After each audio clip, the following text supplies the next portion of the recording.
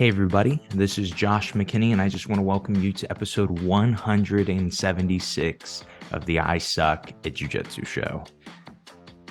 Today, if you're watching the YouTube or the Spotify video version of the podcast, you can see that there has been a slight upgrade to the camera, at least in the intro. I actually recorded the actual content of this episode not on this nice new fancy camera with no color correction, no editing at all.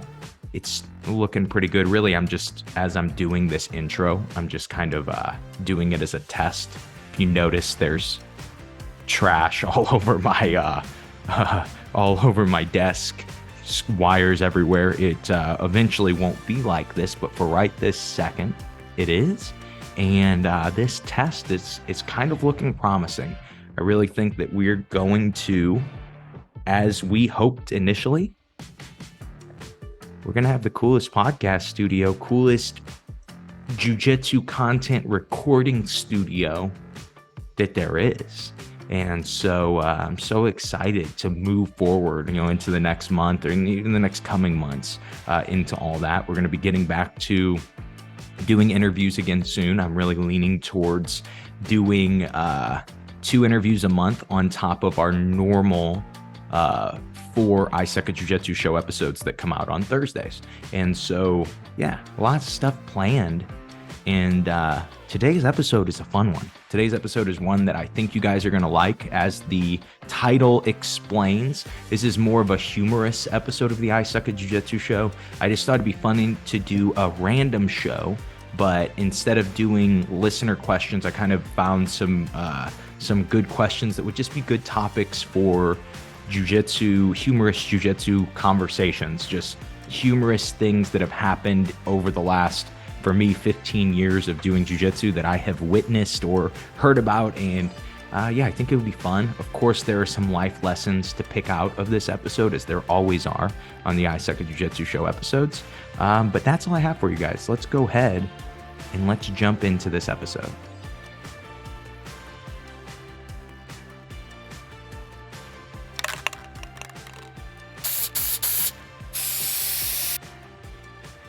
Here are 8 questions, or 8 topics even, that are pretty funny and related to jiu-jitsu. That's going to be today's random show. I didn't go with the normal doing fan questions of the show, listener questions. Maybe you're not a fan. Maybe you just listen to the show. But usually that's what I do. Today I just decided that I would do something different, and I would just find kind of a couple topics to discuss, to tell some different stories, and just to have some fun on today's episode. And of course, there's going to be life lessons tied throughout. But I think that this is going to have maybe a little more humorous of a tone than usual. And so without further ado, let's get into this. Let's start. And the first question is, and I actually have a few answers for this one, because it's a 2-part question. It is the most ridiculous match you've seen or been a part of. And I'll give you guys 2 answers to this. One that I've been a part of. I really don't have any like super funny stories of matches I like off the top of my head that I've competed in that I think about, but I do have one kind of situation that happened. So one of my students, Justin Kitchler, he's one of my brown belts, and I think he actually will come out later again. I think I think there might be 2 stories that involve him in this episode. But one time I am going to have him coach me for a match. We were both blue belts, and keep in mind, we were both 2 young punk kids that were really good at jiu-jitsu in the Midwest. At blue belt, we would go, and for me at 15, and I think he was 16 or 17, we would do like all adult divisions, and we would generally do really well in them. And we're just kind of getting to that point where you're starting to get good at jiu-jitsu.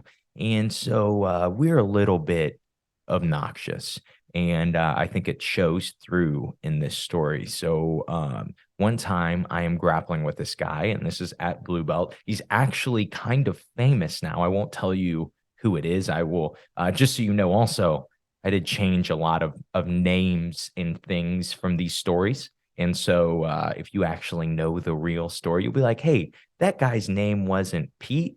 His name was this. I just kind of switch some things up, change some things, take some names out of it, just because that's, dogging people isn't necessarily what the podcast is about, right?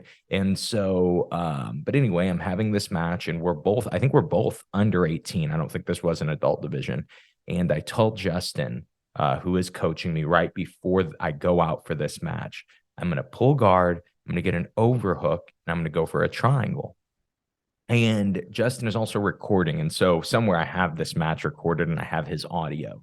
But his audio was very similar to like Joe Rogan play-by-play. He was just talking about what was happening each time because the game plan was working. I got to my closed guard really quickly. I got an overhook really quickly. I started setting up my triangle really quickly. And so he's, as soon as I pull, yeah, there's your pull. There's your overhook. Yeah, stuff it. It's right there. It's right there. Go for the triangle. Go for the triangle. Oh, go for it. Oh, he's out. He's out. He's going to sleep. He's going to sleep. Put him to sleep. He's done. He's done. And sure enough, the dude was unconscious during this, and Justin was kind of dancing on his grave, right? And so it tended, maybe it was a bad look for us that day, but it was a really funny story. This dude was unconscious from a triangle. When I let go, he actually froze in place. He didn't fall over. He stayed upright, like he was still in the triangle, like trying to stand up in posture, but he hadn't picked me up off the ground at all. I had a strong angle, and totally went to sleep. And Justin's commentary was some of the most degrading things that I've ever heard, while this guy and his family, his mom was there watching him get choked unconscious, and Justin was dogging him out. That was, for me, one of the most ridiculous matches. I've been in a lot of crazy matches, ridiculous just being the word. There was one when I was also a blue belt. This is actually, this might have been one of my last matches at blue belt, but I was in a local tournament, and they used to do this thing, and I'm sure some tournaments still do this, but it was the dumbest rule set in the universe. And you would have your match, and if there was no score, and I don't think there were any advantages at this tournament, so if there was no actual points, or if the points were tied, you would start fighting 1 minute overtimes. And all of these 1 minute overtimes would start from the feet, and you would just fight unlimited overtimes until there was a submission or point scored. And I had this match with this guy, and we fought. There's still debate on how many rounds we actually fought. It was somewhere between, the reason there's debate is because no one's at the time in 2011, no one had the storage on their camera to record the whole match, or no one was just there at the right time. So there's 3 different recordings of the match that are all different parts of the match. But anyway, I actually fought this guy for somewhere between 15 and 18 1 minute overtimes. It was so crazy that people were walking up to watch the match after overtime 10, because they're these guys have been fighting forever. It was so bad that tournament series eliminated the 1 minute overtime after that. After that match, they were hey, we can't have people fighting for 30 minutes. And I did win that match, by the way, in case you were wondering. Really interesting situation. Beat the guy, kind of pushed me after the match. And so I'm still holding a grudge from that. I'm gonna, stab him one day or something. Obviously, I'm just kidding. I won't do that. I'm not very violent. But anyway, now this is the most ridiculous match that I've seen, and I will change names on this one. Okay, so we're just going to call my student. What name did I use earlier? Pete. We'll call him Pete. I do have a student named Pete, but this is not who this is about. Like I said, the name has changed. But anyway, he is very new into jiu-jitsu, and you've got to understand, you've got to paint you this picture to understand where my jiu-jitsu school is at, and what a majority of my clientele are. I think for most people, you listen to the Ice Hockey Jiu-Jitsu show, you listen to any podcast, and you kind of have this picture painted from your experiences of what probably Head Nod HQ, my gym, is like. And versus the podcast episodes that you hear or whatever, right? And most likely the picture that you have painted is not accurate. It's probably a little more fairy tale than Head Nod HQ actually is. It tends to be a pretty rough place because we're in the middle of Granite City, Illinois, which is a pretty rough place. And so I will, get some, for lack of a better term, just some different people that will come in and learn jujitsu from me. And so I have this guy, we're calling him Pete. He is training for about a month and he's a big old boy. He's a big, strong guy and he's tough. And he is one of those within the first month is, talking about doing his first tournament. And he's telling me, hey, coach, I'll go out there and I'll die for you. And I'm like, bro, chill out. This is like a local Fuji. I don't need you to die. I need you to pay your membership, but I don't need you to die right now, dude. And so, maybe Pete was like a couple pennies short of a dollar, right? Maybe he was. And he goes out and he is going to compete with 6 weeks of training. We had a bunch of people doing this local tournament and he's going to do it too. And so Pete loses 4 or 5 matches, hasn't really done well, right? And he's in his last match of the day. There's something I'm pretty good at. It's like these little private conversations with a competitor where I can kind of see something maybe that they've been struggling with on the day, or see something at least that their opponent has struggled with, and kind of just give a little bit of advice or give a little bit of a thought. And so I tell Pete, hey, this guy he's strong too, but he has been getting really gassed in his last matches. And so I want you to make sure you stay standing. And what we call caveman grips, which is we both have a collar and we both have a sleeve from the feet. This is in the gi. And I want you to move this guy around. And then when you feel tired, or when you start to feel that he's tired, or I start to tell you it's time, I want you to switch your grip and go cross collar grip and then throw this guy into the mat as hard as you can, right? Keep in mind, Pete was just telling me a few weeks ago that he's willing to die for these matches. So he's willing to die to win, okay?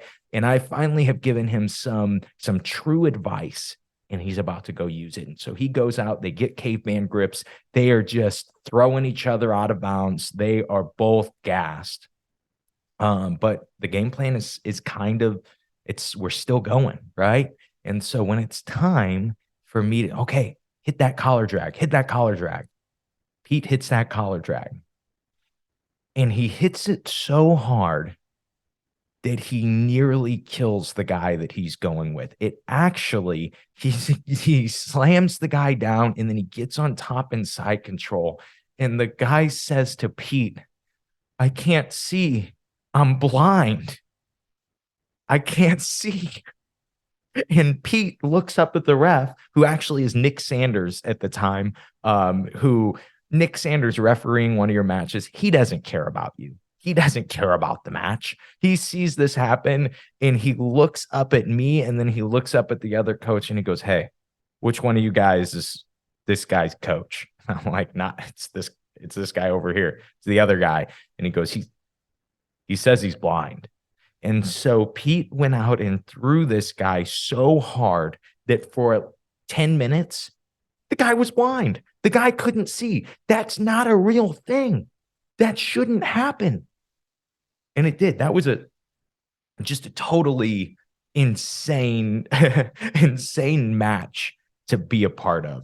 There are some other ones that we'll talk about later that are, also comical things about mid matches, but they have more to do with trash talk. And we'll get into those in a little bit, but we'll move on to the next question. So the most entertaining and unusual belt promotions you've seen. So I have 2. One actually wasn't at, but it has become such legend among TAC team that it seems like every time there are belt promotions, like black belt promotions, and there needs to be a speech by one of the black belts, one of the new black belts, this story gets brought up. And so I've got to give it a mention, even though I wasn't there.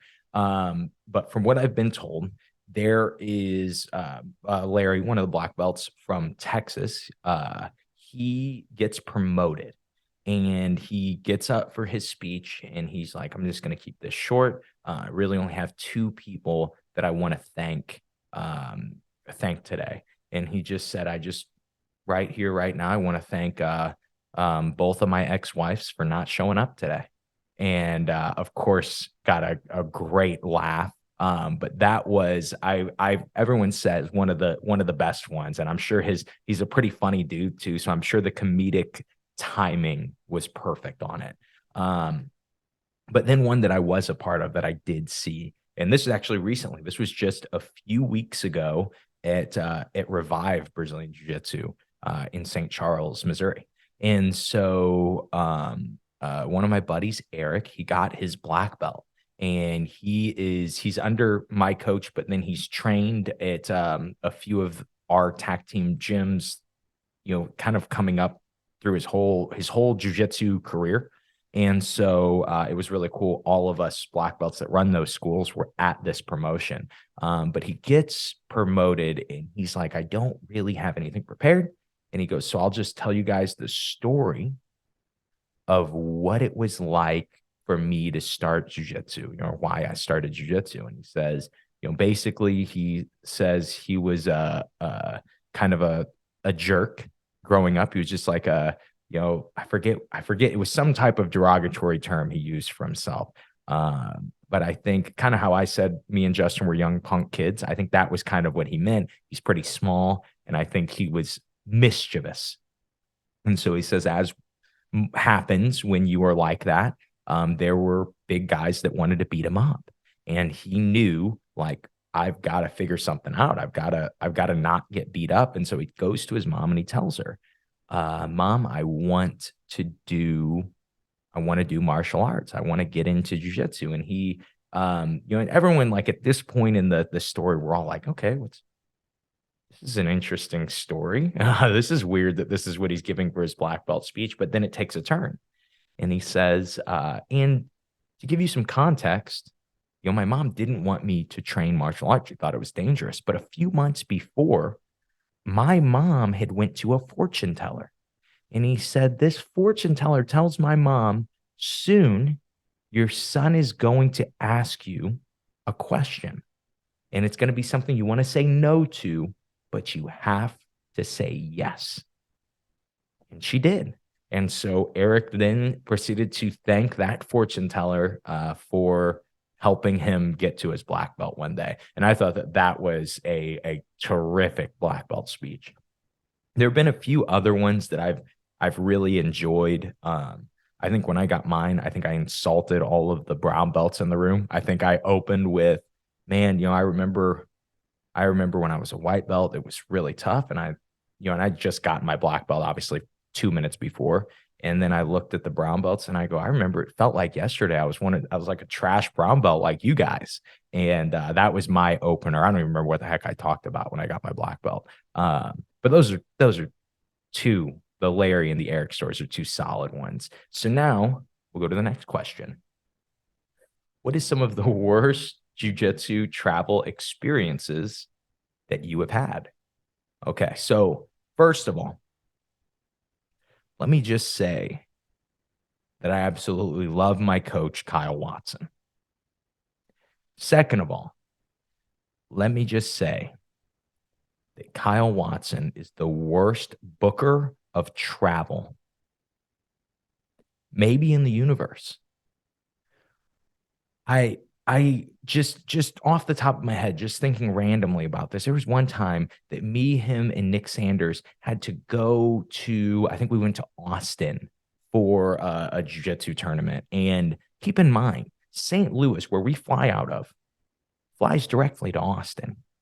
And somehow, to save like $40 each, we took 3 connecting flights to get to Austin. It was like we left at like 9 a.m. and we didn't get to our hotel till like 9 p.m.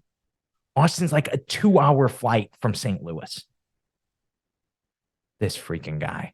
Just whatever you do, if there's one lesson in this episode, don't let Kyle Watson book your travel. Just don't do it. It's not a good call. But anyway, do I have any good ones? Oh yeah, this was a terrible one. This is one of the worst travel experiences I've ever had. And this wasn't Kyle Watson's fault. This was totally on me. So one time I got this sponsorship for a what was it? I think it was Pans. I think it was this company. It was actually like a heating and cooling company. It was a local company. When I was young, they were sponsoring me to sponsoring my travel to go to Pans, and they actually gave me like got me like first class ticket to go to and from. And so it was really it's really cool that they did that. And it's a really cool experience. But with that, I got not carry-ons, two free checked bags, right? So the bigger bag that you give to the airport before you leave, you don't carry it with you throughout the whole process of travel. And one of my friends said, hey, can I basically everybody said, can we throw our gis in a checked bag and you take that too? Because you're only going to need one checked bag. We're going to be there for like, I think 5 or 6 days. And so I'm like, oh yeah, for sure. And so I did that, give the checked bag. We go all the way. We get to Los Angeles. We travel the whole day. We get into like the shuttle, and I put one of the checked bags on the shelf in the shuttle. And then I have this thought, where is my checked bag? Because I have everybody else's gis and stuff. And then I have my backpack, but I'm missing a checked bag. Well, where is it at? It is laying on my bedroom floor at my house. I totally forgot to bring my actual stuff. I had a gi and I had a belt in my backpack. I had no other clothes. And so for 6 days, I was, going to washing the same pair of underwear a bunch of times. No, just joking. I just went, that was one thing. That was first purchase, of course. If you ever, forget all your clothes, first purchase has to be underwear. Everybody knows that because you can make it 2 days on a shirt and pants, right? And then from there, I think I bought a bunch of there was like an under $5 store. I think I wore a bunch of under $5 t-shirts throughout that, some bags of the Hanes underwear and some shorts. But it really sucked because one, I had to buy clothes while I was there. They all looked ridiculous. They were all super cheap because I didn't want to spend a bunch of money on clothes. And then on top of all of that, I had no warm up. I had no hoodie. I had no, that is like one of the most frustrating things to me is to be cold when I'm getting ready to compete. And like, I didn't want to buy a new hoodie. And so I basically just decided for that Pans that my first match was going to be my warm up. What a stupid idea. It worked. I ended up winning that match. And I think I did well at that Pans. It might've been the year that I won Pans that happened, but regardless, the travel experience, it sucked.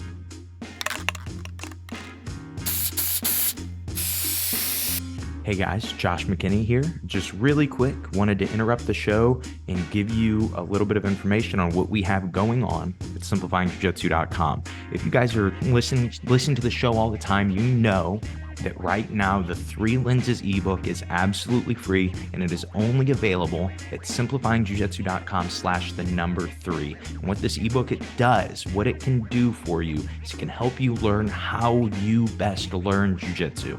It'll also help you start to take those habits that you already have and grow them, get better at them, and then steal some of the habits that other people who learn a little bit differently than you, that they get to use because of how they learn.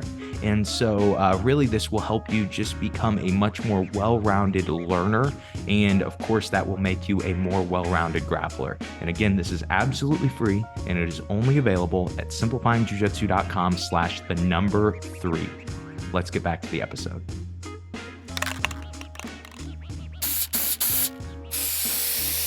Okay, here's one. So this is one of the funniest moments or accidents that happened during competition. So again, I will keep names out of this story. And so I don't even think I'll tell you guys which one of my students was competing in this match or what tournament it was. But I'll give you a lot of other detail about this. And this is, to me, this is one of the funniest stories. If I'm telling funny, crazy, especially if we're complaining about refereeing and things like that, and complaining about being American in jiu-jitsu, this story tends to come up. So this is a few years ago. I'm at a tournament. It's a bigger tournament. It's an IBJJF, and one of my students is in the final, and he has just a really great match with this guy, who we'll call the guy Ralph, and you'll get why later. So he has this great match, and he actually finishes the match with the guillotine, locks up the guillotine, and it is like it's in, right?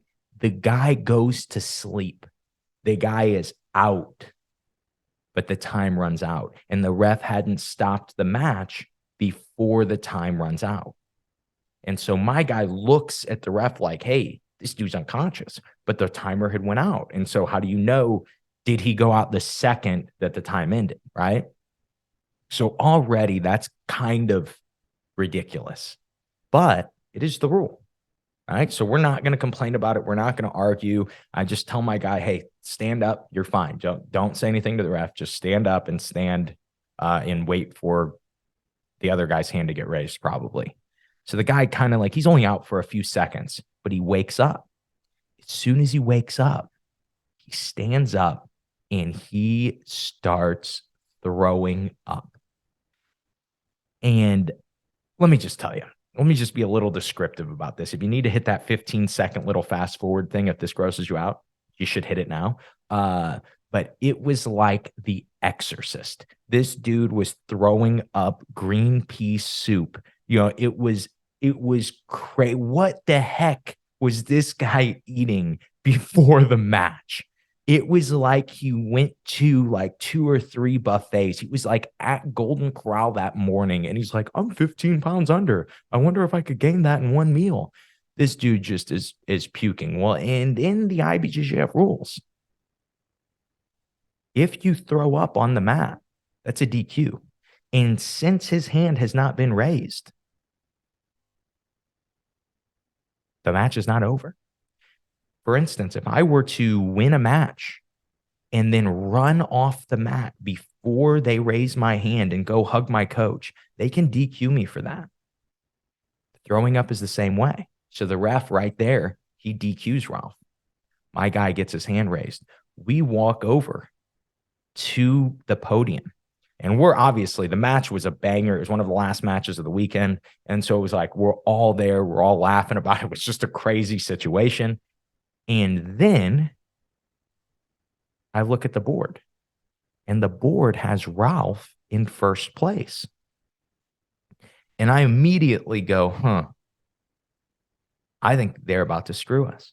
I don't think that this was a mistake. And I walk up to the ring coordinator and I say, hey, my guy won the match. He got his hand raised, but he's in second place. And without even missing a beat, the ring coordinator goes, you need to talk to the medal girl goes, you need to talk to the refs.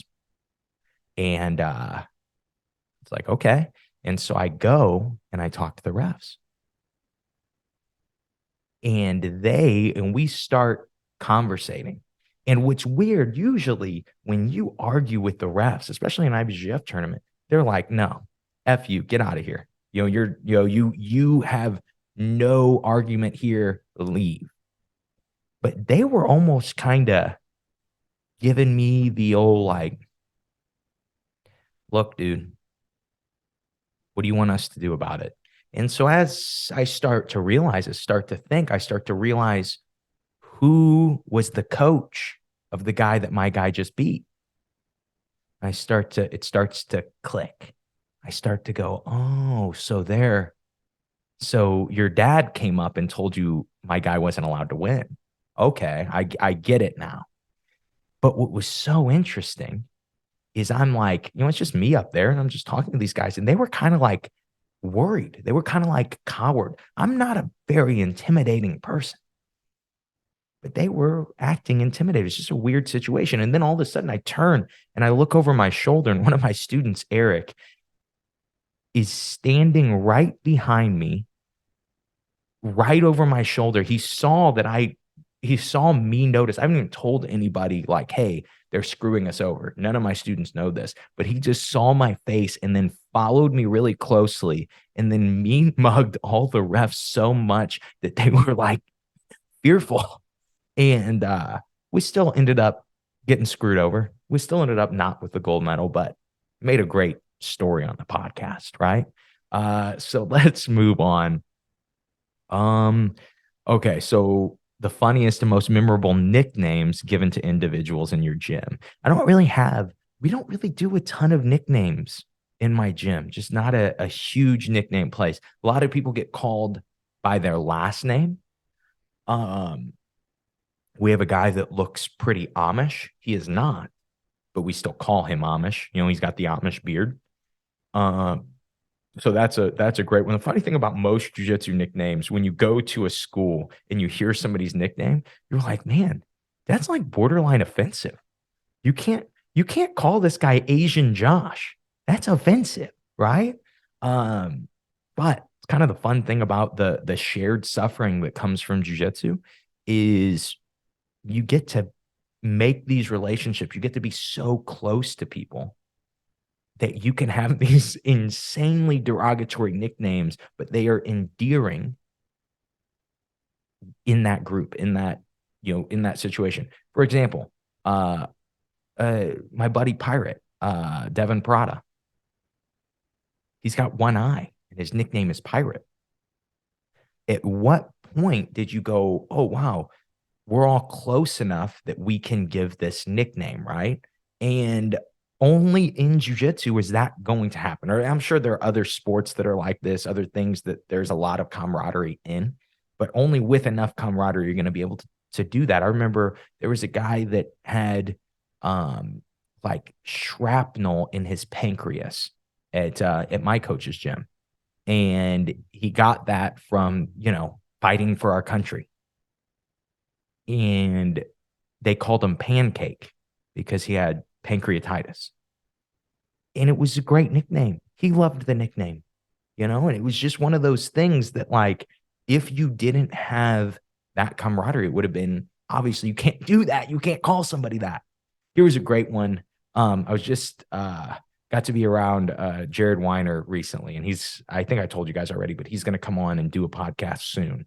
And it's going to be really good. We kind of discussed the topics and even talked about the topics a lot, but it's going to be really good. He is a phenomenal nicknamer. He'll just hit everybody with a nickname, right? And so when you go to a Jared seminar, there will probably be 5 to 10 nicknames given out at the seminar, and you'll just see just one after another, and they're always funny. But he had he was using at one point Logan Wayne, who's been on the show many times. He was using him as his uke. And Logan kind of has the Amish beard cut right now. And at one point, kind of as like Jared's first time meeting him, but kind of his, like Jared being like, oh, this guy's in. He goes, hey, what's your first name? And Logan's like, Logan. He goes, well, you need a nickname. And he goes, it's like Amish. He goes, is Amish good? And I go, no, Jared, we got an Amish already. And then Jared looks at me and he goes, what do they call that? Rumspringa. You're Rumspringa, man. And if you don't know what that is, that's like, I might be just butchering the Amish faith right now, but I highly doubt that there are many Amish listeners to that listen to the I Suck at Jiu-Jitsu show. Because as far as I know, you guys aren't allowed to do that. If there is an Amish person that's offended by this episode, though, give me a shout. Let me know. Let me know what I got wrong here. But anyway, I think it's just for the guys when it comes to being Amish. There's like a certain age that you get this year where I think it's before you are baptized in the Amish faith. Amish is a faith, right? Yeah, we're calling it a faith. You don't listen to this show for history of religion anyway. So if I'm wrong, who cares? But anyway, they get this year where they are not baptized. And so technically they are allowed to sin. and they are allowed to kind of do whatever they want during this year. If you ever watched the show Amish Mafia, that was a 10 out of 10 show. But those guys were on Rumspringa. That's why they were allowed to, murder people and sell drugs and stuff. Yeah, he hits him with that Rumspringa nickname. Terrific nickname. We all like Logan was like, dude, this is the perfect nickname for me, right? Like it really was. And Jared hit it in a second. Just like he met him like 2 minutes before and was like, oh yeah, this is this guy for sure. Here we go. Most absurd and over the top entrances or walkouts seen at tournaments.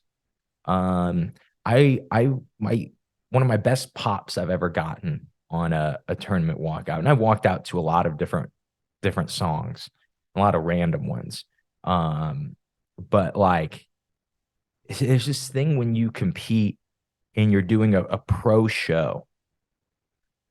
If you're local, you're the fan favorite because you sold tickets, right? There's a group of people who are specifically there to see you. If you are not local, generally you're the bad guy. You're generally the person that comes out and is trying to beat the local competition, the people that people are here to see this guy beat you. And I've experienced that on both sides quite a few times. And one of the only times that I've been there as the bad guy, I thought, and kind of won the crowd over was because of my entrance. And I did this tournament and it was called Battle Mountain. It was nuts. I think it was 16 man. I think it was brown and black belt. And I was a brown belt at the time. All submissions are legal. 10-minute rounds and then EBI overtime at the end of the 10-minute rounds. So you could heel hook in the gi. That's actually how spoiler alert, that's actually how I lost. And so I go out for my first match and my entrance music was I'm Too Sexy by Said Right Fred. And the reason I did that is because I thought it was funny. And I just like those things keep me relaxed if I can laugh and have humor. And so I come out to this song. And obviously, some people are like, who would come out to this? But most people could see, like, oh, this guy's funny. This guy is obviously making this song is a joke. And this dude is walking out to in a very serious situation for a very serious event.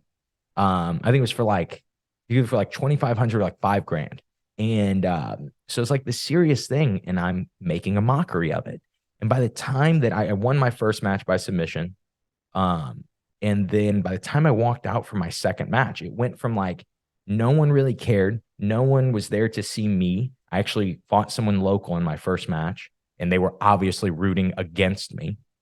But coming out to that song the second time, because each time as this tournament went through, this tournament was like all day long. There were all kinds of different super fights at the tournament. But I will actually, in the next question, we'll talk about the craziest celebration that I've ever seen at that same event. But anyway, I do, by the time I come out like the second time, people are cheering for me. People are like, clapping for me. By the time I walk out, I win that match. By the time I walk out for the third time, I'm getting high fives on my way to the mat.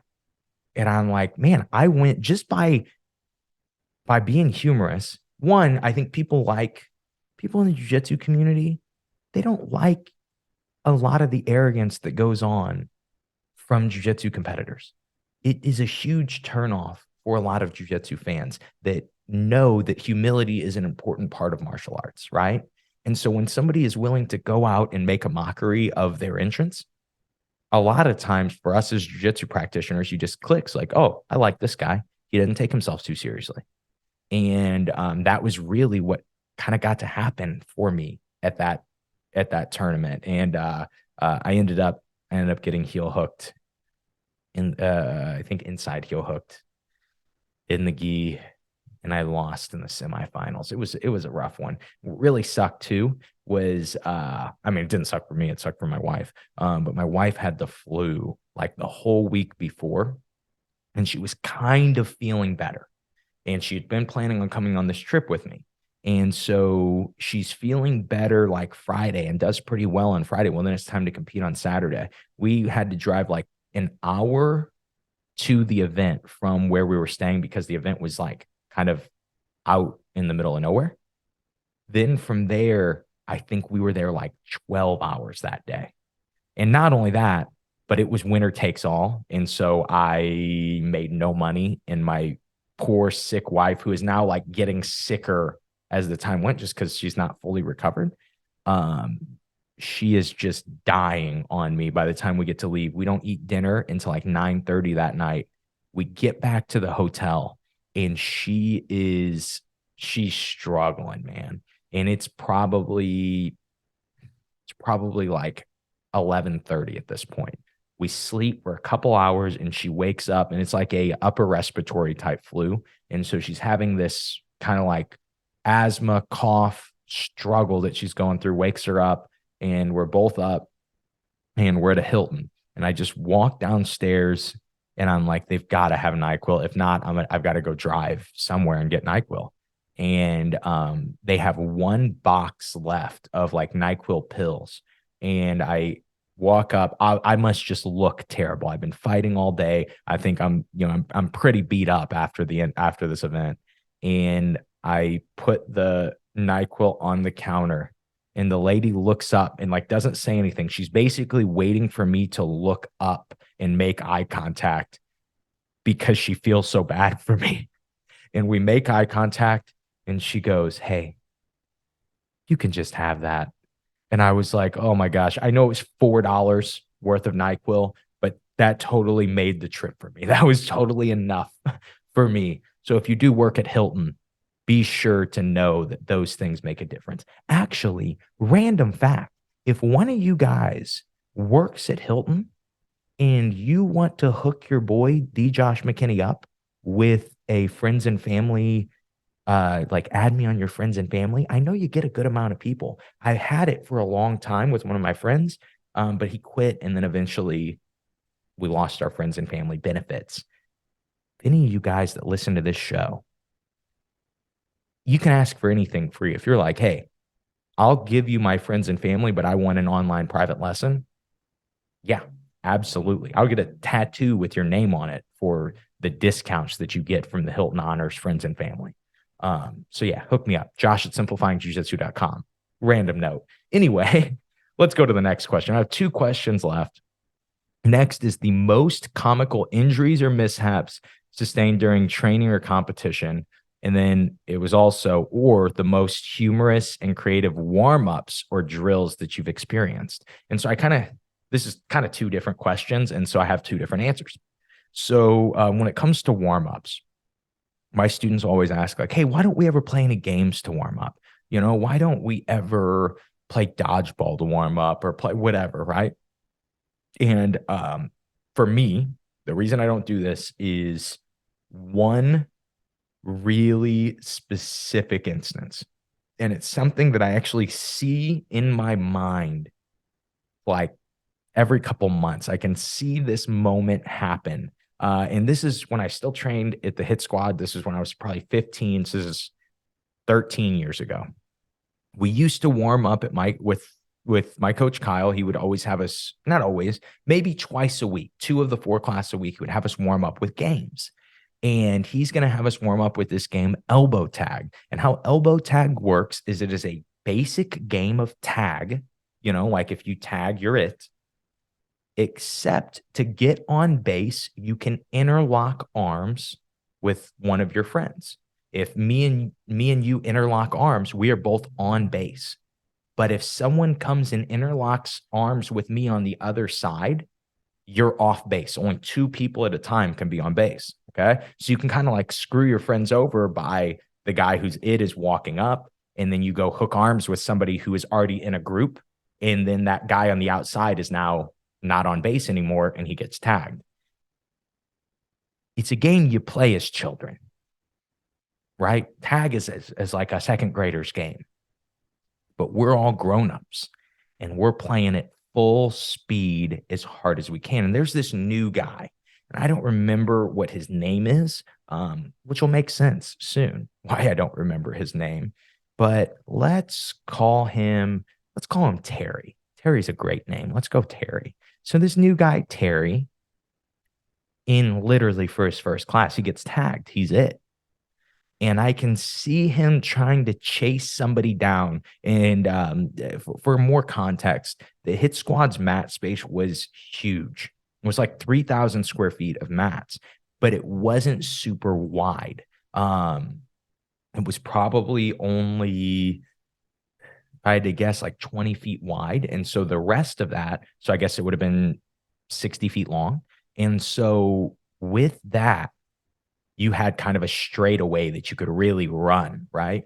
And so this Terry guy is chasing this other guy on the straightaway, and Terry lays out. He jumps like he's Superman. Like maybe the 4 minutes of jujitsu class that he has experienced, that we've only been playing tag, maybe he's learned some sacred martial arts flying technique or something. I don't know what was going through his head, but I know he was trying to get that tag. Okay. And he jumps and he lays out and he does tag the guy, but he hits the ground hard, tears his hip flexor, can never train jujitsu again. And that is why I don't do warm-ups like that. It's why we don't play. My students will ask, and generally I'll say, well, you guys just aren't responsible enough to do that. You guys will injure yourselves or each other, right? You will destroy the gym. You will go through the windows, right? I've seen these things. And so that's why I don't do warm-ups. But that was one of the humorous warm-up that I've experienced. But back to Battle Mountain. This was because the other thing was comical injuries or mishaps sustained during training. And I thought about, like, man, should I not tell this story? But honestly, the video went viral, so people already know about this story. I just hope that this dude isn't an I Suck at Jiu-Jitsu show listener, and he's going to be like heartbroken that Josh McKinney was dogging him. But even if so, it's just a great story. You got to learn to laugh at yourself, right? So this is what goes down. This is what happens at this Battle Mountain. And what's funny is, like, my wife, who is, like I said, sick, is 2 feet from this whole situation happening. She's like watching it as closely as you could watch it. So there's a combat jujitsu match, and this guy gets to scarf hold and is just smacking the other dude in the face, just blasting him. This other guy cannot block. He's trapped in scarf hold. He just cannot block his face. And he gets slapped 100 times, right?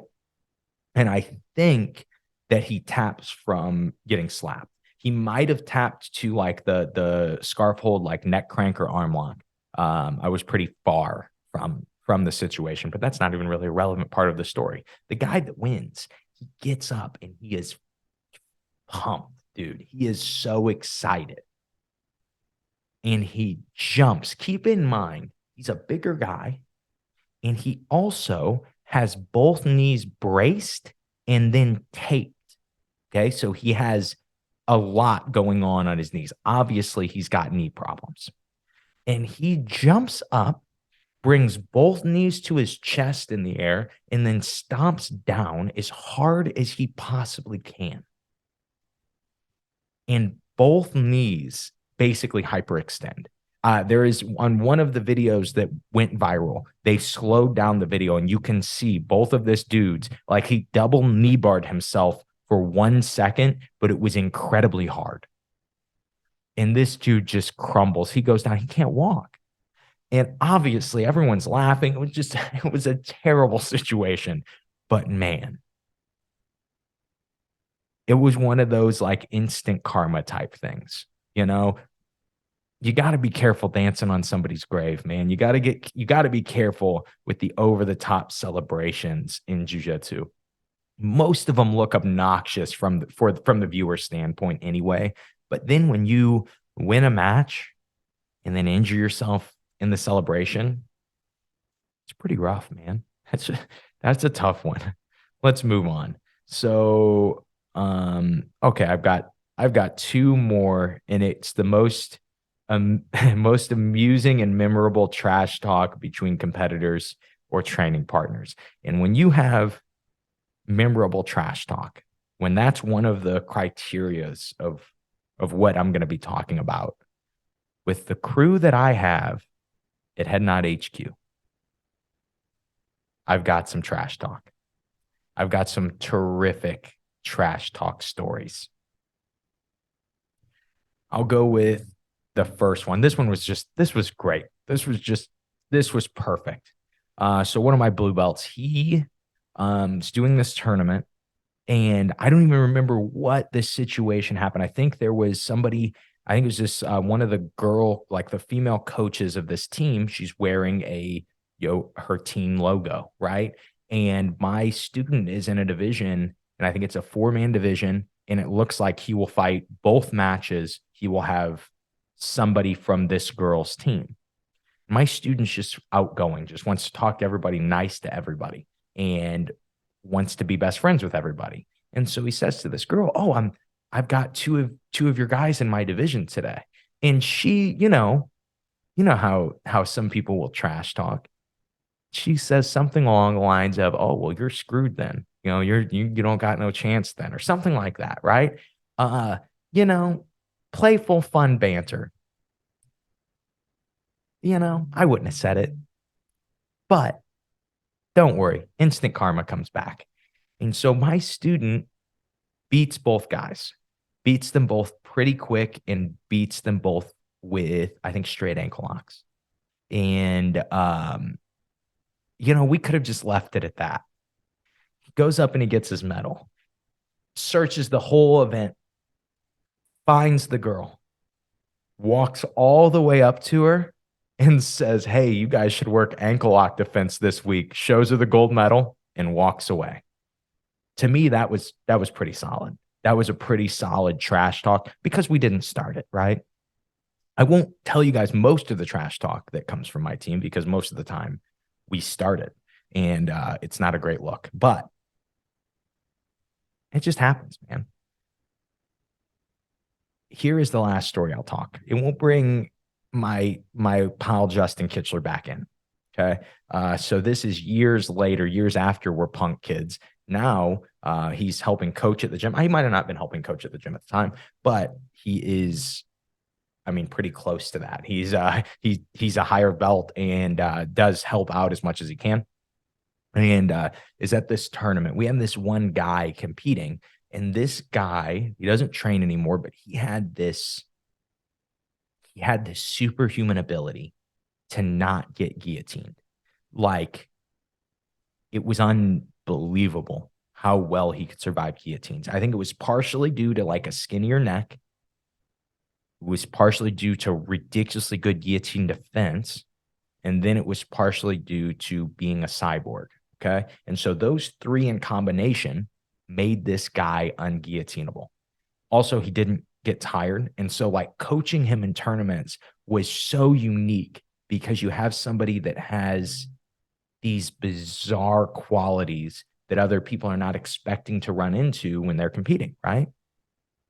And so we're in the middle of a match. It's pretty local, and it's a really close match. And my guy gets a takedown, and he lands, of course, right in a guillotine. And it's an arm-in closed guard guillotine. And to the outsider's perspective, it looks tight. And to all of us, we're not really worried about it because we know our athlete. I'm like, oh, yeah, he's going to survive this. He'll be fine. And Justin makes eye contact with the competitor. Like, they're just at the perfect angle. And he looks this dude right in the eyes, and he says, "I bet you $20 you won't finish that guillotine." And the guy, like, immediately, he heard it, saw it, mad, and starts cranking on the guillotine as hard as he can. And then, of course, he can't finish it because this guy is a cyborg. My guy gets out and he passes the guard. And as soon as he does, Justin can't leave it alone. And he's like, "Ha, told you, you owe me $20. And that was as subtle as that trash talk is. It's hard to trash talk a competitor a lot of the times while you're sitting on the sideline because usually they don't hear you. Usually it's just so much going on. They don't hear what you're saying. But man, it was perfect delivery. But again, you shouldn't do that. Shouldn't be trash talking people. I'll have to have a talk with my students and myself soon about that. But those are my stories for you guys today. This is today's random show. I guess, I mean, I think I have written down that it's 8 questions, but I think there was like 10 different questions that we covered uh, that were just kind of fun stories and fun scenarios from the jiu-jitsu world. And that's all I have for you guys today. I hope you guys enjoyed this one. Actually, it's not all I have. Little note, make sure that you make your jiu-jitsu memories. These stories that I've told, they're literally not even the tip of the iceberg on some of the funny and fun jiu-jitsu stories and experiences that I have had. And I think a lot of the reason, obviously, there are a lot of tournament stories and things like that. But the big thing is I've just been around a long time. And if you're just around jiu-jitsu for a long period of time, you get to have so many experiences that other people would never have had and other people like would kill to have. And so remember, when you're in your progression, when you're focused on getting to your black belt and you're focused on getting to these goals, don't forget that the journey really is what it's about. It's really the reason that you keep coming is because the journey is fun. It's because the team that you have is fun, because the camaraderie that you get to experience in the jiu-jitsu world is so much fun. And so I'll leave you guys with that. We'll go ahead and end this one. And that is the episode. I'm pretty sure that next week, when you guys visit me on Thursday morning, as you always do, I'm pretty sure that I'm going to be using the right mics, the right cameras, the right everything. I think we finally are getting it dialed in. And over this weekend, we're going to be able to kind of get the studio up and running. And after that, of course, I'll make sure to do some walkthrough videos and show you guys exactly what the studio looks like. And then start putting out some new and innovative and exciting jiu-jitsu content. But yeah, that's all I have for you guys today. Sorry if you're watching video. I'm just like constantly pushing stuff off the desk. I'm constantly trying to clean up the desk, even though I knowingly started recording without first having cleaned up the desk. I guess it's just who I am as a person. Sorry about that. But that's all I have for you guys today. I hope you guys enjoyed today's episode. Hope it was a fun one for you to listen to. That was really what it was meant to do, is just kind of give you some fun stories from the road, maybe get you a little bit excited to try to compete yourself or to kind of go create your own jiu-jitsu memories. And that was the goal of this episode. Obviously, besides just to make you laugh, make you smile. And I hope you guys have a great rest of your day. Hope you guys enjoyed today's episode. Hope maybe you learned something from it. I really hope you laughed from it.